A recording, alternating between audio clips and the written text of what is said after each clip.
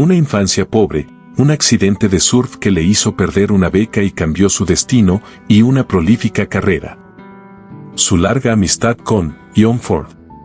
Su romance con Marlene Dietrich.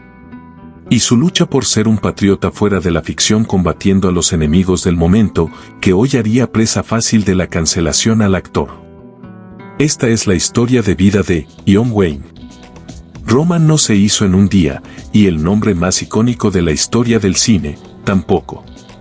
Había nacido en Iowa en 1907, como Marion Robert Morrison, pero ya era Duke Morrison cuando llegó a Hollywood como tiracables, a los 19 años, para terminar rápidamente como extra. Ver imágenes de la época es entender por qué las cámaras no podían perderse la belleza atlética de ese chico alto y carismático. Todavía no hablaba, pero estaba destinado a ser protagonista. La primera vez que apareció en los créditos de una película fue en 1929 como Duke Morrison. Le decían así desde los 10 años, cuando su familia se mudó a California en busca de un mejor pasar. Tal vez fue entonces cuando John Wayne forjó el carácter recio, que lo transformaría en el epítome de la masculinidad del siglo XX. Nuevo entre sus compañeros de la primaria de Glendale, era un espíritu solitario, que iba y volvía del colegio con su inseparable terrier Duke.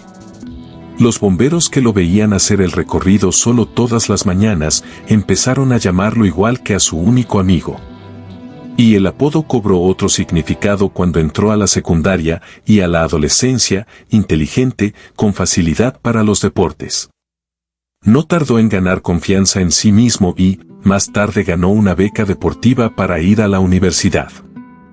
No tenía dinero, ni conexiones, pero era todo eso que los norteamericanos definen como popular, y las chicas de la alta sociedad suspiraban por él, como pronto lo harían las de todo el mundo.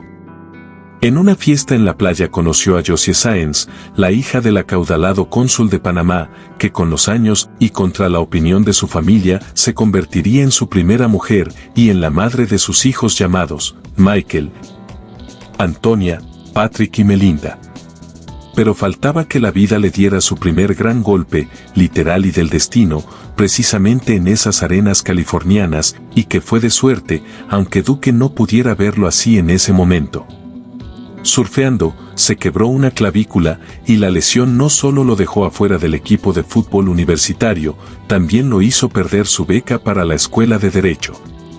Su entrenador se apiadó y le hizo un contacto con un viejo amigo en los estudios Fox al que solía darle entradas para los partidos. Al fin y al cabo, Hollywood siempre había estado cerca. Aquel hombre era el mítico director John Ford, y ninguno de ellos lo sabía, pero estaba a punto de nacer una de las mayores colaboraciones de la historia del cine. John dirigió Mi vida, diría muchas décadas más tarde Wayne, sobre el que fue su maestro, su consejero y su eterno compañero de cartas, copas y aventuras a bordo del velero Araner. Es que Ford iba a encontrar en Duke al cowboy, natural para sus westerns, ágil, temerario, de pocas palabras y tan rápido para desenfundar como para besar a sus compañeras de elenco. Hicieron juntos 24 películas o incluso más, porque sus biógrafos aseguran que es imposible calcular la producción real de una dupla para la que el proceso de filmación era constante. Pero no fue Ford el que le dio su primer protagónico, ni su nombre artístico, sino el director Raúl Walsh, que lo descubrió moviendo utilería en un set cuando tenía solo 22 años. Buscaba una cara nueva y económica para la superproducción llamada La Gran Jornada. Profético, Walsh sugirió darle un apellido de héroe para su salto a las carteleras, sería Anthony Wayne, como un general de la Guerra de la Independencia. Los ejecutivos de Fox vetaron la combinación porque sonaba demasiado italiana. En John Wayne, American en 1995, Randy Roberts y James Olson cuentan que cuando finalmente se decidió que la estrella de la película del año se llamaría para siempre, John Wayne, el actor, al que le pagaron $105 americanos semanales por su trabajo, ni siquiera estaba presente. No fue un gran debut. La Gran Jornada se estrenó en medio de la depresión de 1930 y resultó un desastre de taquilla. Sus siguientes películas tampoco fueron éxitos, y le tocó volver a interpretar roles menores. De alguna manera, esos fracasos también templaron su estilo. Cuando otra vez le ofrecieron protagónicos en westerns de bajo presupuesto, estaba dispuesto a darlo todo, y John Wayne dijo: antes de que yo llegara, los héroes tenían que pelear limpio. El malo tenía permiso para pegarle al héroe en la cabeza con una silla, o tirarle una lámpara de querosene o patearlo en el estómago, pero el héroe solo podía vencer al villano con amabilidad y después esperar que se levantara. Yo cambié eso. Yo tiraba sillas y lámparas. Yo peleaba duro y sucio. Peleaba para ganar. Se inspiraba, dice su biógrafo Gary Wills, en John Wayne América, en su ídolo de la infancia, la leyenda del cine mudo Harry Carey. Entre 1931 y 1939, Wayne encabezó, de acuerdo a sus propios cálculos, unas 80 horse operas, un género que, tal como se adivina, debía su denominación a que los actores iban siempre a caballo. Con la continuidad de su trabajo en el cine como garantía, la familia de Josiah Sáenz aceptó a Duke a pesar de su origen humilde y de que fuera presbiteriano y no católico. Se casaron en 1933 tras 7 años de noviazgo. 1939, el año en que nació su primogénito, Michael, fue también el del despegue definitivo de su carrera, el protagónico de La Diligencia, la película con la que Ford elevó al western a la clase A, y que Orson Welles declararía haber visto 40 veces antes de filmar El Ciudadano Kane, lo lanzó al estrellato internacional. En una carta de la actriz Louise Platt para una muestra sobre el film en 2002, rememora, Ford decía que John Wayne iba a ser el más grande de todos porque era el perfecto hombre cualquiera. Y aunque, según relata Wills, durante el rodaje lo trató como a un amateur, pese a que llevara 10 años haciendo de cowboy, el resultado fue una de sus actuaciones más notables. Los grandes estudios empezaron a tenerlo en cuenta para otros papeles. Ford había encontrado al actor absoluto. Otra vuelta del destino contribuyó a consolidar su fama. Cuando en diciembre de 1941, los Estados Unidos entraron en la Segunda Guerra Mundial tras el ataque a Pearl Harbor, Duke tenía 4 hijos y por fin había alcanzado su gran momento en la pantalla grande. Fue eximido sin mayores objeciones de la obligación de enrolarse. No solo se necesitaban hombres en el frente, también hacía falta que Hollywood contara la guerra. Tigres del Aire, Dama por una noche y Reunión en Francia fueron algunos de los títulos que convirtieron a aquel hombre cualquiera en el ideal del héroe americano que peleaba por la libertad. Mientras tanto, pasaba su tiempo libre en el barco de Ford, jugando al bridge, fumando hasta 100 cigarrillos diarios y tomando sin pretensiones de controlarse. Para eso eran, después de todo, aquellas escapadas al mar con la pandilla, perder de vista a las esposas y a la prensa, pescar un poco y emborracharse todo lo posible. Su matrimonio con la ultracatólica Josie, por supuesto, iba en picada. Al combo se sumaba el apasionado romance que mantenía con Marlene Dietrich desde que compartieron cartel en La Isla en 1940. La diva de las piernas más lindas del cine era todo lo contrario de lo que se supone que podía enamorar al varón en el que se basó el hoy rancio manual del macho recio. Justo por eso, fue verse y que chocaran. La leyenda dice que el cosificado no fue otro que Wayne. Querido, conseguime eso, le dijo ella a su agente cuando lo cruzó en un set. Hicieron 3 películas juntos y fueron inseparables por 3 años. Eran parecidos, les gustaba cazar, pescar, navegar, comer y emborracharse juntos, y amaban a sus carreras por encima de todo. Sus biógrafos dicen que fue eso lo que finalmente los alejó. Wayne estaba separado de Josie desde 1942, pero no quería un escándalo que quebrara su imagen de padre de familia, y la madre de sus hijos accedía porque era demasiado católica para divorciarse. Pero las cosas cambiaron cuando conoció a la actriz mexicana, Esperanza Baur Díaz. La guerra había terminado y él era una de las mayores celebridades de Hollywood. Si eso no le servía para mostrarse con la mujer de la que se había enamorado, ¿qué sentido tenía? Se divorció de Josie en la Navidad de 1945 y se casó con Esperanza en enero de 1946. Por esa época protagonizó la llamada trilogía de la caballería de Ford.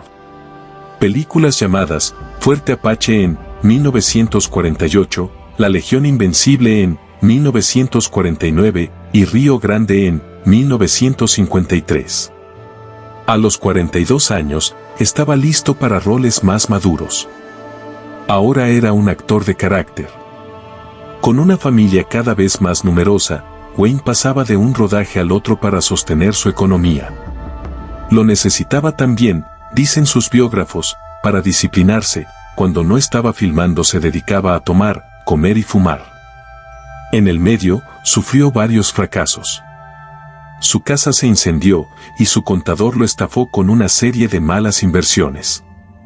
Estaba quebrado en 1960 cuando se embarcó en la aventura épica en la que se jugaba también su propia salvación, contar la historia de la batalla de El Álamo. Bajo una presión infinita, la produjo, la dirigió y la protagonizó. El actor Richard Widmark reveló que durante el rodaje le gritaba furioso a los miembros del casting: «Por Dios, sean talentosos como yo». Puso lo poco que le quedaba en juego, no cobró un peso e hipotecó su casa familiar de Encino. Los 12 millones de dólares americanos invertidos marcaron un récord por dos cosas: fue el film de mayor presupuesto de la historia hasta ese momento y también el de menor recaudación, con solo 2 millones de dólares americanos. Quedaba entregarse a una buena crítica que ayudara a recuperar algo, pero tampoco corrió con esa suerte. El Álamo solo recibió un Oscar por sonido. Y el golpe para el gran héroe americano fue tan inesperado como devastador. Sus viejos amigos comenzaban a morir. Ford estaba enfermo y a punto de retirarse y Wayne, sin opciones, volvió al papel del cowboy recio que se sabía de memoria. También jugó ese rol en la vida cuando en el 64 le diagnosticaron cáncer de pulmón. Su agente le dijo a la prensa que había sido intervenido para aliviar una vieja secuela de fútbol. Le sacaron el pulmón izquierdo y una costilla, pero nadie podía saber que el arquetipo universal de la masculinidad era débil. Salió del hospital sonriendo y caminando. Y por lo bajo me rogó: «Por favor, llévame a casa». Fue su mejor actuación, cuenta Pilar Wayne en el documental sobre la leyenda. 4 meses más tarde decidió revelar la verdad: lo habían visto en el rodaje de Los hijos de Katie Elder en 1965, para la que, aunque se negó a usar un doble, necesitó usar una máscara de oxígeno entre toma y toma. Una vez más, el público lo vio como a un héroe. Ahora también había vencido al cáncer. La guerra de Vietnam lo encontraría, previsiblemente, del lado de la defensa de los valores republicanos, donde otra vez tomó partido activamente. Protagonizó y dirigió Las Boinas Verdes en 1968, una respuesta a las masivas demostraciones por la paz. La película recaudó 29 millones de dólares americanos. El patriotismo no parecía ser solo cosa suya. Pero el mundo estaba cambiando, y los valores que representaba, también. En 1969, dirigido por Henry Hathaway, interpretó en Temple de Acero a un alguacil tuerto contratado por una chica para matar al asesino de su padre. Su personaje era un outsider, en un territorio de reglas nuevas. Nadie podía hacer mejor que él ese papel. A los 62 años, por primera vez en una carrera que llevaba 40, se alzó con el Oscar como mejor actor. «Ya conocía a este señor dorado», dijo en el escenario, cuando Barbra Streisand le dio la estatuilla: «Una vez subí a buscar uno para mi amigo John Ford, otra vez para mi amigo Gary Cooper. Pero no esperaba que me tocara a mí». Era cierto, a esa altura de su vida, John Wayne ya no contaba con ganar la aceptación de sus pares. De todas formas, estaba cada vez más solo y enfermo, sus finanzas lo obligaban a trabajar sin descanso, incluso en comerciales y programas de televisión, y pronto sufriría 2 nuevos golpes. Ese era también el gran rol de su vida: pelear, pelear siempre, volver a dar batalla cada vez. En 1973, se separó de Pilar, y John Ford, su amigo, murió, exactamente un día después de recibir su visita. Sus biógrafos aseguran que lo último que hizo fue retarlo: «No podés hacer esos avisos horribles para televisión, Vas a arruinar tu carrera. El duque había perdido a su mejor amigo. Se dice que son cerca de 178 películas las que filmó hasta El Tirador en 1975, que fue su última vez como pistolero y en la pantalla. Débil y con un tanque de oxígeno en el set, tenía días de profundo mal humor y otros en los que parecía estar poniendo en orden su conciencia, como cuando, según varios de sus biógrafos, se acercó al director Don Siegel, a quien en el pasado había insultado y acusado de comunista, y le pidió perdón. Le dijo: «Pibe, te debo una disculpa». Con Lauren Bacall, Ron Howard y James Stewart, hizo un personaje tan real como premonitorio, hablaba de su propio miedo a morir, y tenía una muerte épica, peleando hasta el final en la ley que él mismo había impuesto. Poco antes de que el cáncer de estómago apagara su vida, con mucho menos heroísmo, pero rodeado del amor de todos sus hijos en un centro médico de California. Varios de sus amigos, figuras de Hollywood y líderes de la época de todo el arco político, testificaron para que lo condecoraran con la Medalla de Oro del Congreso. Murió, finalmente, el 11 de junio de 1979. Nunca había peleado una guerra fuera de la ficción, pero su imagen sería recordada por mucho tiempo como la del gran héroe americano. Esta ha sido la historia de vida de John Wayne. Si te gustó, déjame tu like y comentario y suscríbete, para que me acompañes en historias de vida como esta. Te espero en el próximo video.